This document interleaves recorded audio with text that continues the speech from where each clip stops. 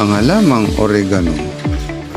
Ang halamang oregano, marami itong lunas sa karamdaman at nakakatulong ito sa ating kalusugan at ito ang mga sumusunod na benepisyo nito. Maganda ang oregano sa mga taong may ubo at sipon. Tinutulungan nitong mapahupa ang mga matinding ubo at ilisin ang mga bara sa ilong dulot ng sipon. Uminom ng oregano tea 3 beses isang araw. Nakakatulong din ito upang mabawasan ang pamamaga ng lalamunan.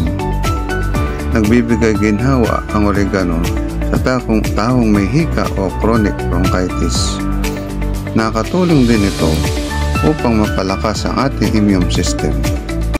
Mainam itong inumin ng babaeng bagong panganak upang maiwasan ang mga infeksyon.